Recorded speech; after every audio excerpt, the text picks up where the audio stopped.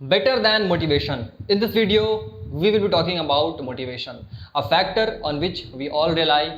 हमें लगता है कि हम उस पर रिलाई करते हैं, बट बात कुछ और होती है.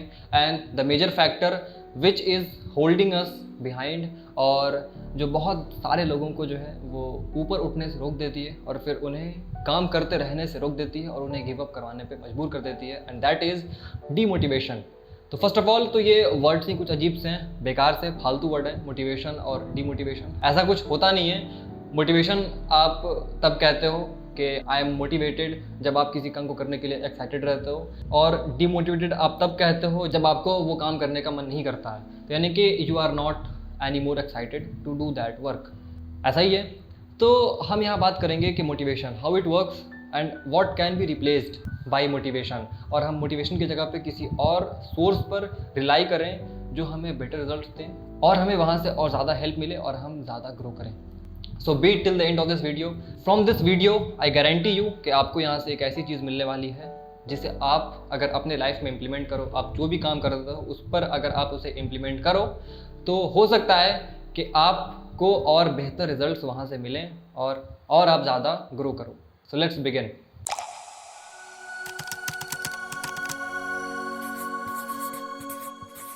इन today's world, in day to day life, जहाँ पर बहुत ज़्यादा मोटिवेशनल गुरुज आ गए हैं और कई तरह के टिप्स देते हैं, तो मैं भी आपको टिप्स ही दे रहा हूँ. तो बस मेरा थोड़ा सा अंदाज़ अलग है. मैं मोटिवेशन आपको बिल्कुल नहीं दूंगा, आपको मोटिवेट बिल्कुल भी नहीं करूँगा. बात यह है कि इतने सारे टिप्स और ट्रिक्स मिल जाते हैं और फिर इतने मिसगाइड भी हो जाते हैं कभी कभी लोग किसी चीज़ को लेकर के कि लोगों को पता ही नहीं होता है कि उनका असल सोर्स क्या है, और मतलब उनके प्रॉब्लम का असल सोर्स क्या है और किस वजह से वो लोग पीछे रह जाते हैं.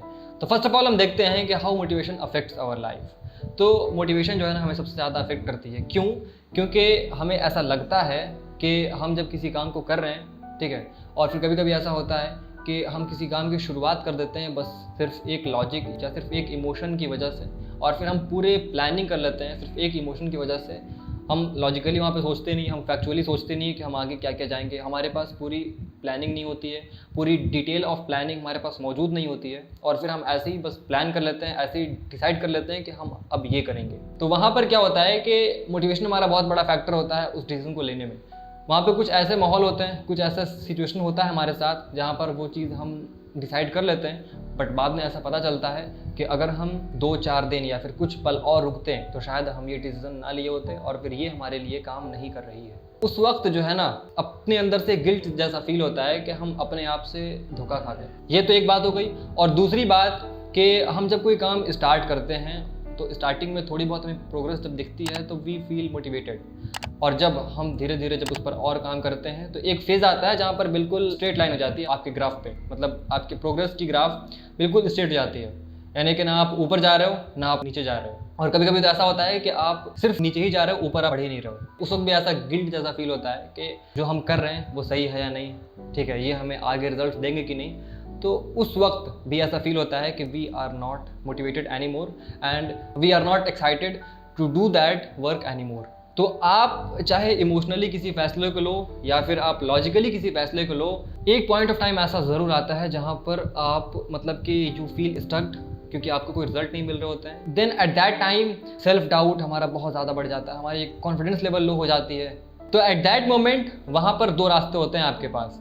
या तो उस काम को एंड करो और वापस चले जाओ, और या फिर थोड़े बहुत सेल्फ डाउट को ले करके अपने आप को दोबारा से जगा करके और आगे बढ़ते जाओ. आपने जे कर्व या फिर स्नोबॉल इफेक्ट के बारे में सुना होगा कि एक पॉइंट आता है किसी भी काम में, पढ़ाई में, मतलब रिजल्ट्स के जिस पे भी होते हैं बातें, तो वहाँ पे एक ऐसा होता है कि एक पीरियड आता है जहाँ पर आप अपना पूरा एफर्ट लगा रहे हो, ठीक है, आप अपना 80% एफर्ट लगा रहे हो, बट रिजल्ट 20% भी कभी कभी नहीं आता है, मतलब बिलो द एवरेज, मतलब इतना कम कि आपको कुछ दिख ही नहीं रहा है, आपको प्रोग्रेस जो है वो दिखाई नहीं दे रहा है. कभी कभी ऐसा पीरियड आता है. मगर एक बैक ऐसा आता है कि जब आप उसके लिए फुल्ली प्रिपेयर्ड हो जाते हो, यानी कि नेचर आपको प्रिपेयर कर रहा होता है किसी रिजल्ट के लिए, तो जब तक आप उस पूरे रिजल्ट के लिए प्रिपेयर नहीं हो जाते हो ना, तब तक आपको कोई रिजल्ट दिखते नहीं है. रिजल्ट होते तो हैं बट वो बहुत स्मॉल होते हैं और फिर वो हमें दिखाई नहीं पड़ते हैं, तो ऐसा लगता है कि हम प्रोग्रेस नहीं कर रहे हैं. बट उस वक्त जो है ये देखना होता है कि प्रोग्रेस यही है कि हम डेली उठ रहे हैं और डेली उस काम को कर रहे हैं, ठीक है, हमारा प्रोग्रेस उस वक्त वही है.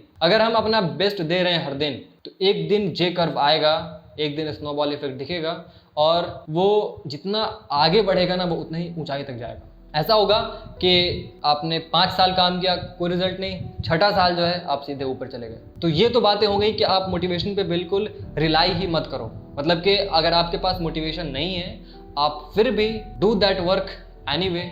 आप अपने आप को फोर्सफुली डेली लगाओ उसमें और फिर डेली अपने आप को कहो कि रिजल्ट आ रहे हैं, अच्छी बात है, नहीं आ रहे हैं कोई बात नहीं, हम फिर भी करेंगे काम। अगर आप उस फेज में चले गए कि हम फिर भी करेंगे काम, हम फिर भी उस चीज़ की तैयारी करते रहेंगे, हम अगर एक बार फेल हुए तो हम दूसरी बार फिर से बैठेंगे और फिर से एग्ज़ाम देंगे, अगर दूसरी बार फेल हुए तो हम तीसरी बार फिर से बैठ के एग्ज़ाम देंगे, तो आप उस फेज़ में जा चुके हो कि फिर अगर आपके पास कोई मोटिवेशन रहे या ना रहे, आपके पास कोई रिजल्ट आ रही हो या नहीं, आप फिर भी आप बहुत आगे जाओगे और फिर एट द एंड आपको रिजल्ट तो मिलना ही है।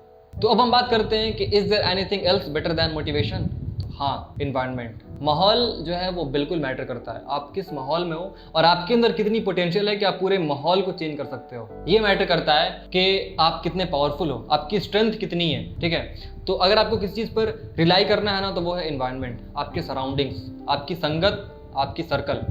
अगर आपको सक्सेसफुल होना है तो आपको वैसे लोगों के साथ ही रहना होगा जो कि सक्सेसफुल हैं। आप अगर हसलर हो तो वैसे लोगों के साथ ही रहना होगा जो रोज हसल करते हैं in spite of not getting any results. माहौल के बारे में ये कहा गया है कि if you are sitting with 4 idiots then you can be 5th, and if you are sitting with 4 intelligents then you can be the 5th also. तो हाँ, माहौल का बिल्कुल असर पड़ता है और environment plays a major role in our life in any field. आप देखे होंगे कि जब आप पढ़ाई करते हो तो अगर 4 लोग मिल के पढ़ाई कर रहे हैं तो ये बात अलग है कि ग्रुप स्टडी में अगर 4 लड़कियां साथ में पढ़ रही हो तो वहाँ पे पढ़ाई बिल्कुल नहीं होती है। But most of the time अगर वो पढ़ने वाले हों तो कोई भी हो, अगर ग्रुप स्टडी अगर आप कर रहे हो तो देखे होंगे कि आप ज़्यादा अच्छे से पढ़ पाते हो और फिर आप अपने टाइम को बेटर वे में यूटिलाइज करते हो। तो इन्वायरमेंट जो है वो आपको उस पर रिलाई करना चाहिए और आपका इन्वायरमेंट जो है वो आपके हिसाब से रहना चाहिए। आप जैसा बनना चाहते हो आप वैसों के साथ रहने की कोशिश करो, आप एक न एक दिन वैसे मतलब बन ही जाओगे। तो वॉच आउट योर सर्कल, कि आपकी सर्कल कैसी है, आपके सर्कल में कैसे लोग हैं, आपका किसके साथ उठना बैठना होता है, आप किसके साथ मोस्ट ऑफ द टाइम अपना स्पेंड करते हो और किससे आप ज़्यादा इन्फ्लुएंस होते हो। क्योंकि ये सारी चीज़ें जो हैं वो आपके लाइफ में और आपकी जर्नी में बहुत इन्फ्लुएंस करती हैं। अगर आपकी सर्कल थोड़ी नेगेटिव टाइप की है, अगर आपकी सर्कल थोड़ी टॉक्सिक है, तो आपकी हसलिंग जर्नी या फिर आपकी कोई भी स्टडी जर्नी, तो वहाँ पे आपको बहुत इफेक्ट पड़ेंगे आपके और फिर आप बहुत ज़्यादा डीमोटिवेट हो जाओगे और फिर आप हो सकता है कि आप वापस भी चले जाओ और अपने रास्ते से भटक जाओ। तो choose your circle wisely and make your environment pleasant for your work. और यहाँ पे ना बात यह है कि आप अपने इन्वायरमेंट को खुद से भी क्रिएट कर सकते हो। अगर आपकी सर्कल उतनी अच्छी नहीं है तो फर्स्ट ऑफ ऑल उसमें से जो सबसे मोस्ट टॉक्सिक पीपल है उनको निकालो या फिर आप खुद वहाँ से हट जाओ। ठीक है, और फिर उसमें देखो कि अगर आपके सर्कल में कोई ऐसे एवरेज पर्सन्स हैं जो कि आपके थॉट से इन्फ्लुएंस हो सकते हैं, तो धीरे धीरे उनको आप इन्फ्लुएंस करो और उनको भी अपने ऐसा बनाओ। अपने ऐसा बनाने का इन द सेंस ये नहीं कि आप अगर स्मोकिंग करते हो तो उनको भी स्मोकर बना दो, ऐसा नहीं है। पॉजिटिव वे में उनको इन्फ्लुएंस करो और फिर उनको भी एक ऐसी चीज़ दे दो जो उनके लिए वरदान साबित हो जाए। तो you can design your own environment and you can create your own world. उसमें सबसे पहली बात ये होती है कि you have to be very bold and very confident about your work, क्योंकि यही चीज़ जो है वो बाकी लोगों को इन्फ्लुएंस करेगी और बाकी लोगों को आपसे जोड़ने में हेल्प करेगी। And then keep in mind कि वाई यू स्टार्टेड, आपका वाई क्या था स्टार्ट करने का। असल में हम भटकते इसलिए हैं क्योंकि हमारा वाई जो है ना वो हम भूल जाते हैं कि वाई वी स्टार्टेड। हम जो कोई काम करना स्टार्ट करते हैं तो अकेले में जब तक रहते हैं बहुत अच्छे से करते हैं, जब हमारे पास कुछ लोग मिल जाते हैं तो हम भटक जाते हैं, हम अपना वाई भूल जाते हैं। और जब तक हमारा वाई रहता है क्लियर और वाई हम जब हमेशा रिमाइंड करते रहते हैं तो हमेशा हम रोज़ उठते हैं और फिर वो काम को करते हैं, भले हमें कोई रिजल्ट मिल रहा हो या ना मिल रहा हो। तो ये तो फैक्टर है।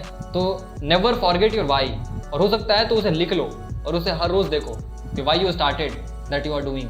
उससे हेल्प होगा कि आप उस काम को हर रोज़ करोगे और हर रोज़ वो वाई आपको याद दिलाएगा कि क्यों आपने स्टार्ट किया था और क्यों ये आपके लिए बहुत ज़रूरी है। और उसके बाद देखना ये है कि आपको अपने रास्ते से भटकना नहीं है। अगर आप अपने रास्ते पे टिके रहे तो सारे लोग आपके साथ जुड़ते चले जाएंगे और जो आपके लाइक माइंडेड होंगे, जो आपके थॉट से इन्फ्लुएंस होंगे, जो आपके काम से इन्फ्लुएंस होंगे, वो आपके साथ अपने आप जुड़ते चले जाएंगे और आपकी इन्वायरमेंट अपने आप क्रिएट हो जाएगी। और अगर आप किसी और के माहौल में जाते हो तो वहाँ पे उनके साथ घुलने की कोशिश मत करो, आप अकेले ही रहो, वो अपना काम कर रहे हैं, आप भी अपना काम करो। किसी और के माहौल में घुलने के लिए आपको अपना काम भूलना पड़ेगा और फिर आपके जो अपने थॉट्स हैं उनको हटाना पड़ेगा, तब आप उनके थॉट में जाओगे और फिर आप उनसे घुल जाओगे। तो किसी में घुलने के लिए जो है ना, अपनी वैल्यू और फिर अपना काम जो है वो मत भूलो।